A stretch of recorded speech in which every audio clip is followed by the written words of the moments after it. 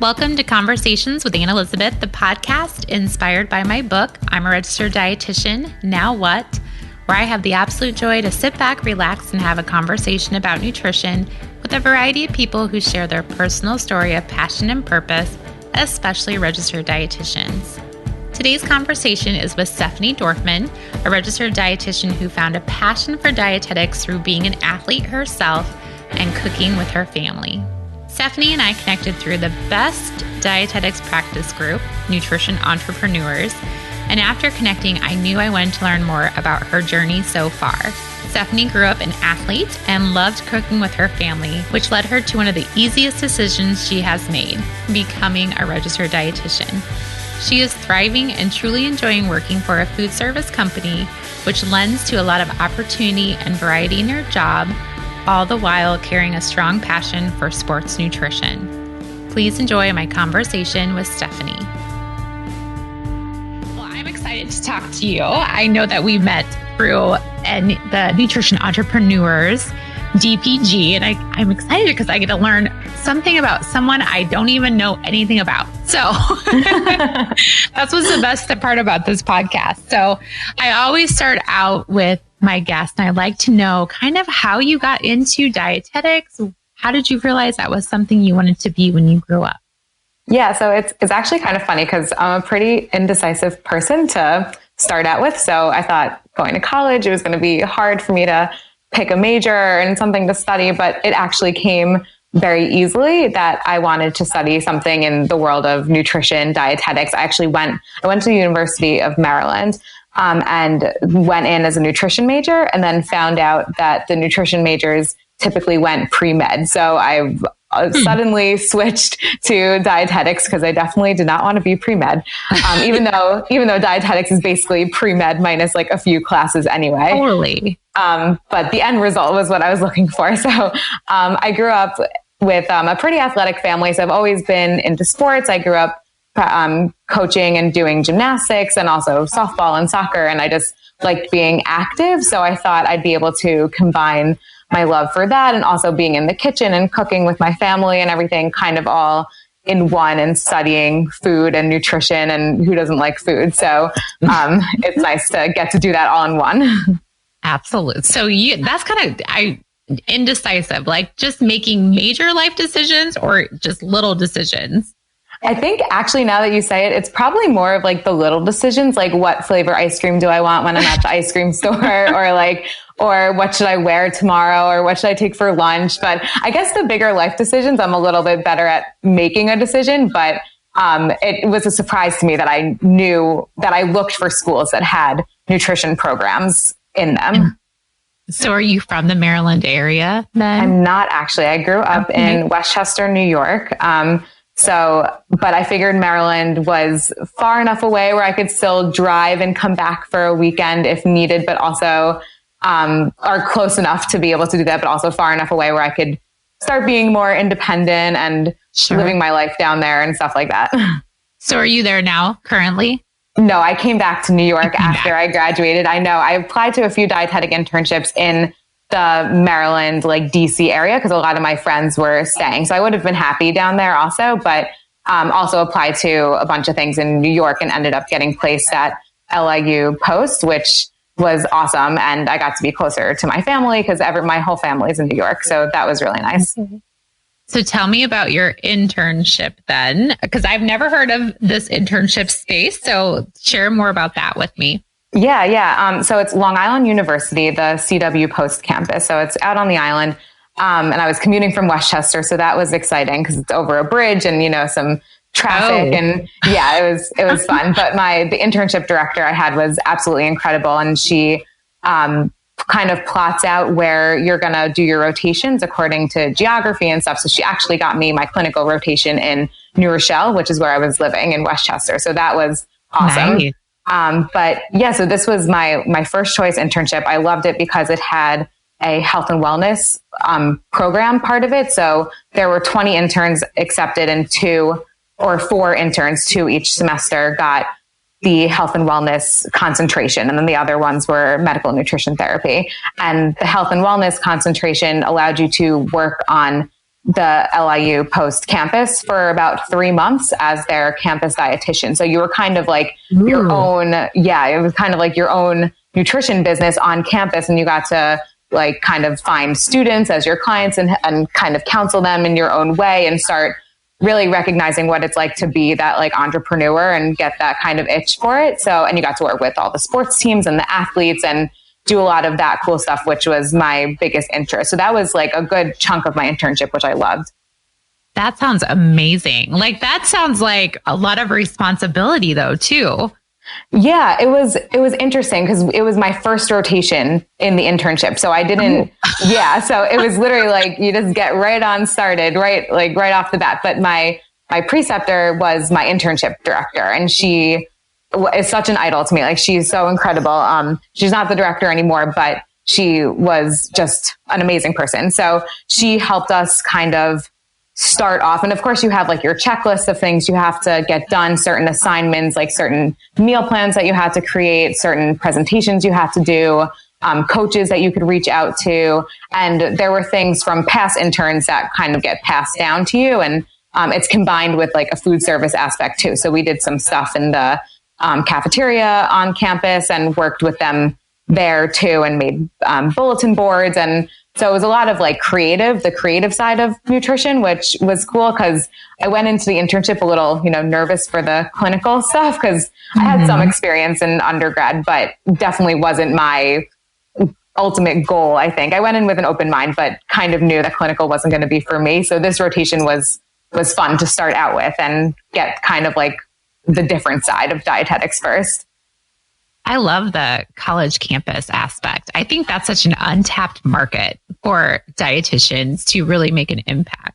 Yeah, totally. I mean, that's like a huge part of the clientele that's looking for nutrition to begin with. And some schools that don't really have Division I athletes or stuff may get overlooked by the nutrition field. So yeah, it's cool to be on campus with students that are interested and want to reach out to you and are interested to learn.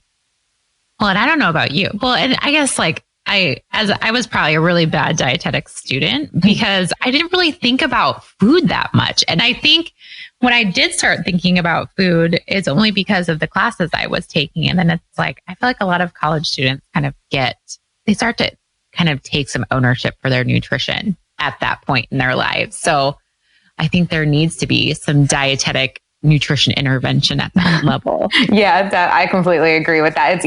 I feel like it's a very large like spectrum of what college students are thinking. It's like, oh, I don't want to gain the freshman 15, but also like there's so much food at my disposal. What do I do with it? So and then sometimes they end up in a really unhealthy balance and sometimes they end up like totally okay. So yeah, definitely a presence of a dietitian on any college campus is definitely needed. So did you like your work as the health and wellness and kind of like that entrepreneurial type atmosphere? I did. And it was nice because there were two of us on campus. So we got to kind of bounce ideas off of each other. And I still keep in touch with who's now a dietitian, also still on Long Island today. And we bounce ideas off of each other still. So it's just so nice to be paired with someone as a resource during that rotation. And it's nice not to be thrown into the internship alone with other registered dietitians when you're not one yet. And you're kind of working together to kind of find your groove and what you're interested in. I love those connections that you make with other interns that you still talk to like a long time down the road because you do go through that hard thing together. So it's hard not to become friends. Yeah, it's so true. I became pretty close with a few of the interns in my class who I still keep in touch with today and who are still the people I'll reach out to for nutrition advice or if I'm having a issue or just like life things in general. They just become like good friends. But yeah, you go through this whole long thing together and then you just share all these experiences and hardships and tough times and then you just become friends afterwards. Yeah, it's kind of great. It's kind of a great connection. Yeah. So after the internship, what was kind of your first steps professionally? Yeah. Well, after the internship, I took about like a month. I really wanted to just take the exam as soon as possible. So the second I got that email that said, oh, great, you can sign up for the test, I basically picked like the first day possible. So my internship ended at the end of May. And then Jean Inman came to LIU Post. She always comes and does her class there, which I loved. I don't know if you did Gene Inman to study for the exam. I didn't, but now I think most internships programs try to work with that program to train them. Yeah, I think so. And whenever I work with interns, because where I work now, actually, we get LIU post interns at my job too. So it's nice that I got to stay connected with it too. But I always tell them that Gene Inman was amazing and that the class itself and the binder and everything to study was just so great and such a big resource. So I studied for a month, probably the whole month of June, and took the test right in the beginning of July. And I actually grew up going to a summer camp, a sleepaway camp, since I was about like 8 or 9 years old. And it's like a 7-week, just all like sports, like sleepaway camp. You just go away for the whole summer and it's the best thing ever. My mom works there. My brother grew up there. My cousin, my aunts, the girls' head counselor, my grandparents met there. So it's kind of in my blood a little bit and I couldn't really get away. Yeah. So I spoke to my internship director after the internship finished and was like, I kind of want to go back to camp, like for one last hurrah before, we start like working full time. So she was like, I think that's totally fine. She was like, I think you're probably going to need a break after the internship. So I studied for the test. I took the test like July 2nd or 3rd and then went to camp that day. Spent the summer. I was all packed and ready to go, like hopped on a bus and went to camp. And everyone was super excited that I passed the exam. So that was, it could have gone either really badly or really great. And thank goodness it went really well. So I spent that summer at camp and I was a camp counselor, an assistant group head, being in charge of like 60 or so 10-year-old girls in addition to the group head. And then came home and started applying for jobs and ended up getting a job, luckily, at a nursing home in the Bronx. So not too far from where I was living in Westchester. Oh, I think that's great that you did that though, because I feel like you're right. After your test, after your internship, a lot of us are like, oh, we have to go get a job right away. Otherwise, my whole career is just wasted. But there's nothing wrong with taking some time off and really kind of decompressing and maybe figuring out what you want to do or where you want to go or those kind of things. Yeah, definitely. And camp, and don't get me wrong, I love camp so much. Like obviously I kept going back, but it's definitely not a place to like decompress. It's like busy all day, which is something that I love to do anyway. But I did it basically every summer growing up, which I think says a lot too, that I wasn't one of those people that went out and had internships during the summer or paid internships or had clinical experience during the summer and still ended up getting an internship, like my first choice internship, and doing very well in school and getting a job. So I think it said a lot camp is an amazing experience and you learn so many life skills there. I don't know if you have any experience with any kind of like summer camp or sleepaway camp. I never got to, and I always wanted to, so I'm so jealous of you. It's pretty cool. If you ever get an opportunity to go and check one out, or even, I don't know, it's kind of similar to what the movies are, to be honest. It's pretty cool. Yeah, it's really awesome. But yeah, if you ever get an opportunity to go, and sometimes I speak with dietitians because there are so many campers at camp that have special dietary needs, either allergies or special like dietary requirements. So we work with them because they're there for 7 weeks and they have to be able to eat. Yeah. Sure. We actually have a camp here in the Des Moines area in Iowa that is for kids with diabetes. It's, I don't know how long they can go, but it is a come and stay camp. And they do have like day camp too, but that's like everyone there has diabetes. So they have dietitians and people that, how to nurses and insulin and carb counting. And so it's kind of intense. I've done it like a day volunteering during my internship, but it would be interesting to go for a longer period of time. Yeah, definitely. That's cool that you got to do it during your internship though. Yeah, it was a cool experience. But I think when I was there, there was over 150 kids. There was tons of kids. Yeah.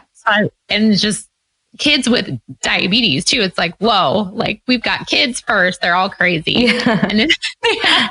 And then they have diabetes too on top of it. But it's great because they all relate with each other, and they all have the same thing, and no one's weird or, different. And yeah, it was kind of a great experience. Yeah, that sounds awesome. Yeah. Yeah, interesting. So you found a job in, you said long-term care that was close to home. Was long-term care, was that something that you were kind of interested in? I weirdly so, after saying what I said in the beginning, I only applied to clinical jobs. As my first job, I kind of felt the need to get that clinical experience under my belt, however long it was going to be for. And I feel like those are the places that are hiring the most, or at least that's what I was seeing in my area. So I just sent out a bunch of applications, and they were actually one of the ones that got back to me. Cause you send out so many applications. So many. Yeah. And then you never hear from half of them, which is crazy. So they got back to me. I interviewed, I got the position, and it was close to home. So everything seemed great, and I felt pretty comfortable, and it was a great first job and learning experience is what I'll say about that. How long did you do that? I was there for about 9 months, I think. So a little less than a year. Okay. Yeah. And it was really interesting. I mean, I was given so much responsibility as my first job out of the internship. So, that was interesting. And, but I really liked what I did. And I kept telling myself that I liked what I did. Like working with residents and getting to know their families a little bit and having relationships with them. And, because obviously they're there for long term. And I also got to do some subacute things and some rehab things. So I got a large variety of experience there, but it ultimately wasn't what I think I was meant to be doing as a dietitian. So after 9 months, I left and came up with what I liked to call, or what I referred to, and I would speak with my cousin about it, as my master plan.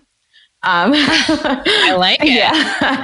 It was kind of like, get through the end of this kind of job, like get through survey and just finish out strong, and leave on a good note. And then I actually went back to LIU Post to finish my master's degree. So that was kind of my reason to kind of leave that job. Was I was going to go back to school, finish my master's. They have a concentration in exercise physiology at LIU Post. So that grabbed my attention. And also during your internship, you get some master's credits there. So I was already part of the way there with the master's degree. So I just figured I'd go back, I'd do that, work as a graduate assistant there. So, they help pay for some credits as a graduate assistant, and I'd get some experience working with the professors and the interns on campus, which is what I did. And then kind of see where that would take me going forward. That's always a big decision to go, well, I think it's nice when you have some master's credit, like that helps you just kind of like, oh yeah. Cause I know that there's lots of controversy about getting your master's. Like, do you make more as a dietitian? Do you not? Is it worth it? That type of thing. Did you think about, like, was that something, or is it always like, I'm just going to go get it just because I'm halfway there?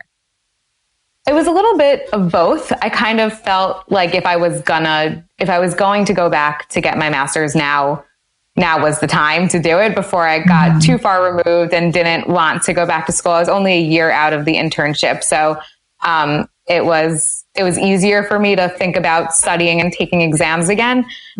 So it just seemed like the most opportune time. And I also was already kind of in the postgraduate program. So I didn't really have to do much to put myself back in. I just had to sign up for classes, and I was familiar with, it was, I got super lucky on that end, and I knew the professors, and I was familiar with the program there. So it was comfortable, and I felt good going back to do it while I was going to kind of figure out where my next step was going to be. So what was the next step? When you went, was exercise? So I know that you kind of said like exercise, you're an athlete. You really liked that with food. Is that kind of why? So is your master's in exercise physiology then? So it's in nutrition, but with a concentration in exercise physiology. So there were certain kind of elective classes that you could choose from to fill that requirement rather than an M&T concentration. Or I think they also have geriatrics, I think, at Post too. Yeah. So they had a few different concentration routes that you could go, all with the same kind of core, like nutrition science-y classes to get you the credits, and then some of the elective ones to go along with it. That's awesome. Yeah. So what did you discover during that time that you were getting your master's that you thought you wanted to go into? Well, I knew I loved being back on a college campus, and I knew I didn't want to go back into a clinical position. So I kind of steered clear of all of those jobs when applying. And I knew it wasn't kind of full-time classes. It was classes in the evening, but I was taking like 3 or 4 classes a semester. So it was kind of like, for at least the first year was involved, and I was working as a graduate assistant. So, I got my fill of dietitian experience, but it was weird because I wasn't working for, like, I guess myself anymore. Like, I was helping the other professors and the internship director, which was amazing. And I learned so much from them, but I was kind of starting to lose that like newfound confidence that I got after working in the nursing home for a year. So, so I needed to kind of break out of that and start doing my own stuff, or just find a job where I was the dietitian and I got to help out with the work that was going on rather than helping out with other people's work, if that makes sense. Yeah, totally. As a grad assistant, that totally makes sense. Yeah. And I mean, I loved being there. But then I applied to my current job, and I work for a food service company in their corporate office doing kind of corporate wellness stuff, a lot of the behind the scenes things with menus and recipes, and traveling to our accounts and doing tabling events and health fairs, and just every day is different, which is really awesome. And I saw this job, and it was actually, like I said, a place where LAU Post sends interns. So they had that connection already with the director of wellness over there. So we kind of reached out to her about the job description and the job posting. And then I got the position, which was amazing. It was right up my alley. It was more of the creative side, and made me feel, it kind of made me feel like a dietitian again, and like that I was doing what I was meant to be doing. So that was really awesome. That's awesome. See, and I think like food service companies, people are scared of them. I don't know, maybe because that's not, I don't know, maybe that's shifting, and maybe you've noticed that, because have they had dietitians employed for them for a long time, kind of doing your role?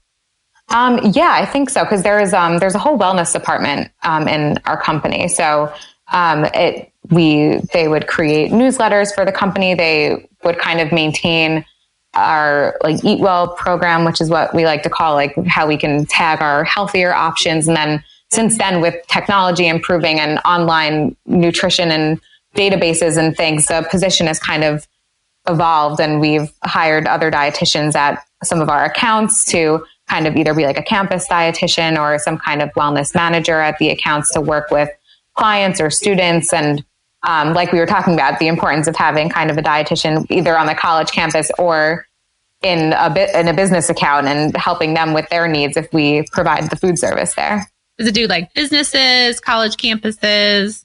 Yeah, so we do kind of the whole range of everything from businesses to college campuses to K through 12 schools and independent schools. And yeah, we kind of do it all, which is kind of fun because you get to work with a bunch of different types of people and get to talk about a bunch of different types of nutritional needs and all the whole spectrum. That's really neat. Like, and you said like no day is the same. So do you like that variety? Is that something that you enjoy? Like, you welcome variety? Yeah, which is funny because I think like many dietitians, who are pretty type A and like some kind of structure and schedule. And, so it's weird that I do like it because I'm very scheduled and I like my planner and I like knowing what I'm doing. But I think as long as I know where I'm going and what I'm doing semi in advance, it makes it a little easier. But yeah, I mean, there's a bunch of traveling. When I applied, they told me, like, they asked me if I minded traveling or driving, or if I had a car and that I'd be out of the office and stuff. And it didn't really bother me because I'd commuted from Westchester to Long Island. So I knew driving was not going to be an issue.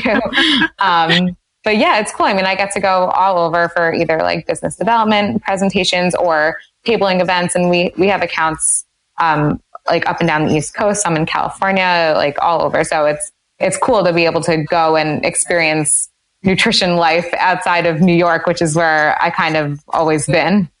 Oh, that's really neat. So you get to travel not just within your state, you get to travel all over the country. Yeah, which is pretty cool. Mostly like New York, New Jersey, Connecticut, like driving distance usually. But on the occasion that I get to go to California, it's pretty cool too. That kind of, like you said, it's getting exposed to different parts, different nutrition parts and different businesses and companies that you get to experience a way different atmosphere than maybe at an account that's close to your house. Yeah, definitely. And working with all the different people out there and hearing what they're interested in and kind of how we can help like provide them the nutrition that they're looking for too. What is a tabling event? We do different like wellness themes throughout the month. So I'll go and we'll set up a table with some of our marketing material, and we'll have a recipe sample and some educational handouts, and I'll be there to answer any questions that they have and tell them about what we're sampling and kind of how it connects with our wellness theme, and that they can make it at home. And we have some more recipes on our website and just things like that, just some like educational things. Oh, that's fun. So that kind of gets to tie in with your cooking, like your love for cooking too. Oh, totally. I get to think about so many different recipes and things to try. And like what should we sample this month? Like what goes along with it? Like, does it connect with our theme and things? Yeah, it's cool to have that aspect. And we work pretty closely, the wellness department, with the culinary department too. So we get to hear about all the cool new recipes that we're making. That's fun. Always got to lure people in with food, right? Because everybody loves food. So you always have to lure them in with that. Exactly. That's why they come and stop by my table, because I have the free food. And then you said earlier, you're like, you get to work from home. So do you have an office, or do you have to, is it your home, your office? Usually I'm in my office out on Long Island. But on the occasion where either I'm traveling or was traveling the day before, it's nice to be able to have the luxury. I have a computer, like I have a laptop that hooks up with our shared documents and things. So it's nice to be able to be remote, especially due to all the traveling. So if for some reason I do have to work from home, or I'm in California and I need to do some work there, it's nice to be able to be portable, kind of a portable dietitian, if you will. Yes, you're I've heard like a digital nomad type dietitian. Like you can just work from anywhere. Yeah, which I think is really special about the job, is that I can really get my work done. Of course, like it's nice to be in the office and with your coworkers and you can talk about things. But also like if you need to, or something comes up and you have to work from home, or you're stuck and traveling gets delayed or whatnot, you know that you can also get your work done in somewhere else. Oh my gosh. Your job sounds amazing. I think it sounds great. Thank you. I mean, I am. I'm definitely very, very happy where I'm at. It's really cool, and I'm learning so much from it. Well, and I think, like you said, you're learning a ton because you have so much variety too, and the different people you get to work with. And I think that helps just broaden your horizons when it comes to our profession.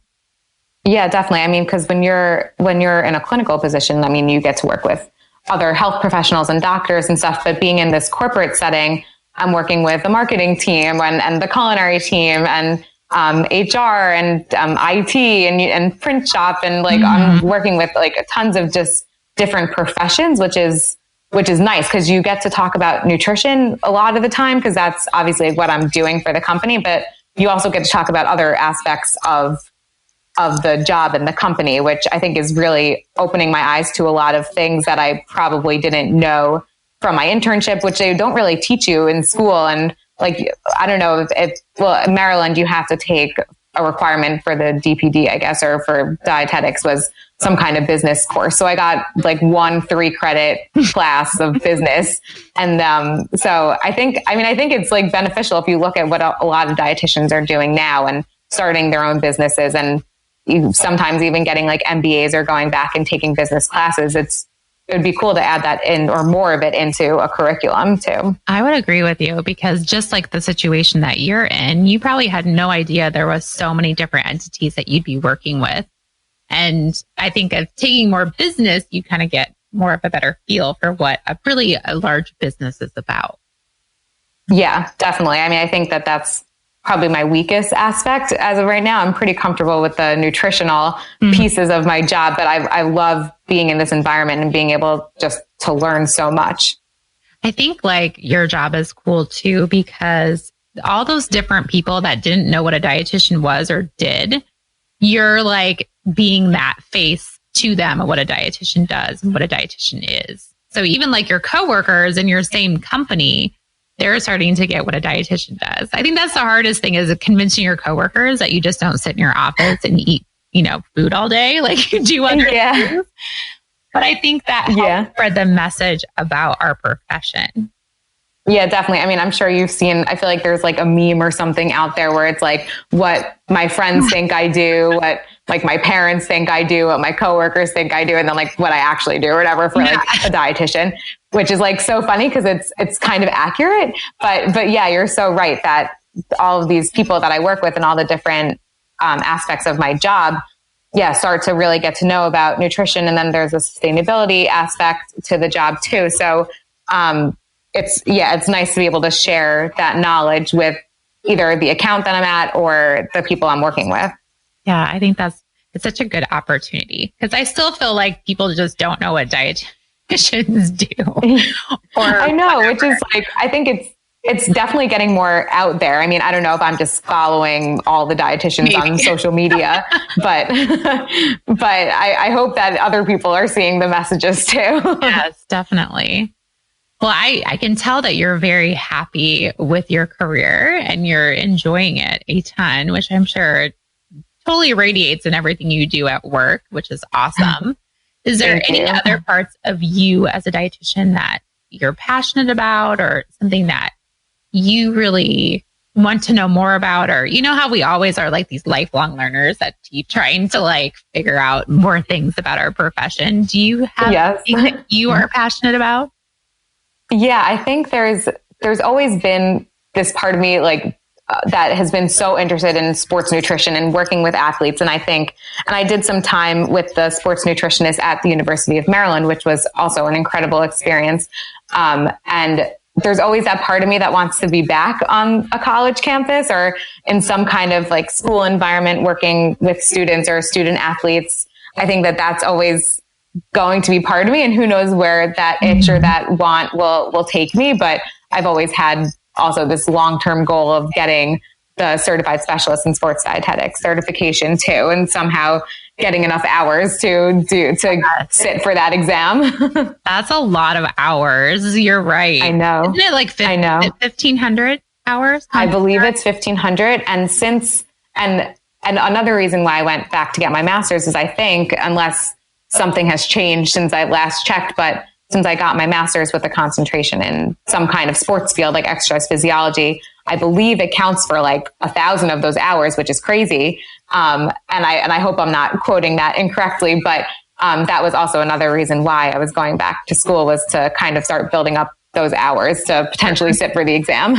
Oh, that's awesome. Yes, you definitely need to do that. So make sure you. Yeah, I know. It's been a goal of mine. It's been on my mind, and it's just hasn't presented itself yet. So I'm waiting to see what the future brings. At least I think like with anything professionally, as long as it's in the back of your mind that it's always there. So then when the timing is right, it'll happen, and it will happen when it should happen.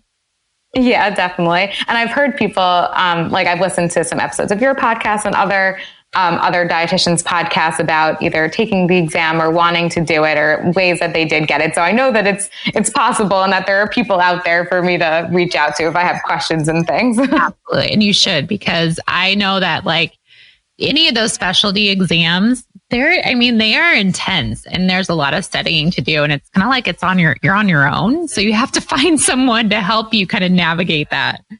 Yeah, definitely. Well, that's exciting. I'm excited to see. We'll have to podcast again in a few years and just kind of see where you're at and what you're up to, because I feel like there's lots of exciting things for you in the future.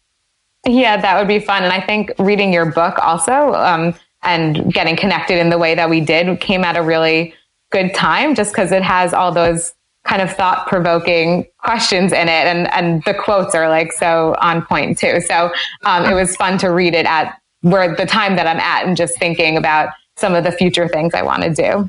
Oh, good. Well, I'm glad. That's kind of what it's for. I even read it sometimes when I'm like, ooh, what's my next moves? Because I feel like we do that throughout our career. We have next moves. So how do we navigate those? Yes. Yeah. It's always the navigating part. That's the hardest to figure out. Because you can sometimes get cozy sometimes and you're like, oh, I really, life's pretty, I got it figured out. Things are going pretty smooth, but there's just some other things I want to do. Yes, definitely. I know the feeling. Yeah. We are very similar in the way we view things, for sure. Yeah. Well, it's so good to hear about another job opportunity that's out there for dietitians too. I know that there's food service companies that do have dietitians, but yours sounds like it's very supportive of our profession, and that's amazing. Yeah, I feel supported in the wellness aspect, which is really great. That's awesome. So I do have to ask, are you going to go to camp this year? I haven't been back for the full summer since I started working full time. But I do try to go up as many weekends as I can, because my mom is still there, and my aunt and my cousin, and my brother tries to get up there. He's also working full time in Virginia, so he tries to get up there for a few days too. So it's definitely high up on my list. I try to go on the weekends. It's not terribly far, but even just the weekend spurts are nice for me to get to be there. Oh, that's a cool fact to know about you. Yeah. I guess it's a pretty fun fact that, it's been in my blood for so many years, and it's just such a happy place for me that, I try to get there as much as possible. And I'm fortunate that I have family there, so it's nice to spend time with them too. Absolutely. Okay. Well, I have to ask a few more hard questions. You know how I end my podcast. So you have to share with me some of your favorite foods that you enjoy. Okay. And I've been thinking about my favorite foods. And I have to, I think my all-time favorite food is any kind of nut butter, like peanut butter, almond butter. I love almond butter, but I also eat oatmeal like every day for breakfast. I don't know how I got started doing that, but I put nut butter on top of my oatmeal. So I guess that those two together, and ice cream. I love ice cream. You have a favorite flavor? Probably anything with peanut butter, but also there's an ice cream place called Kilwins, which is, my mom lives in Florida, and there's a Kilwins by her, and they have this incredible s'mores flavor in a waffle cone, and it's just the most amazing thing ever. That sounds really good. I love waffle cones. They're just they're the best. Especially when they're homemade and they make the whole store smell so amazing. Yeah, that vanilla. Oh yeah, I can smell it right now. That's so good. Do you have any beverages that you enjoy? Seltzer is definitely my favorite. And I have a Soda Stream in my home, in my apartment, and I also have a Soda Stream in my office that was given to me as a gift so that I can have bubbles all day, which is the best gift ever. That is amazing. I love that you have two. That's perfect. It is perfect. I actually bought the Soda Stream in my apartment originally for my dad as a birthday gift. Me and my brother got it for him. And then when I moved out and I kind of bargained with him what I could trade him to get the Soda Stream back. I like it. That's amazing. Yeah. And to have bubbles in your life all day is just amazing. So many bubbles. I'm surprised I haven't floated away from all the bubbles. Do you have a favorite scent or a smell?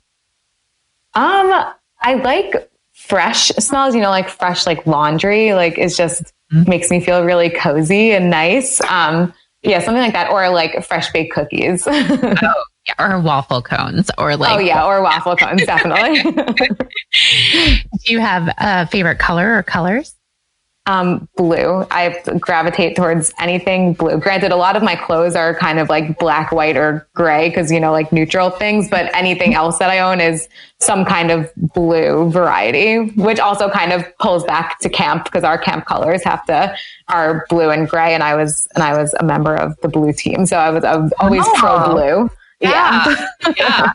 So you can wear black, white, and gray with blue shoes or belt. Yeah, exactly. Perfect. Definitely. And Stephanie, what brings you joy in life?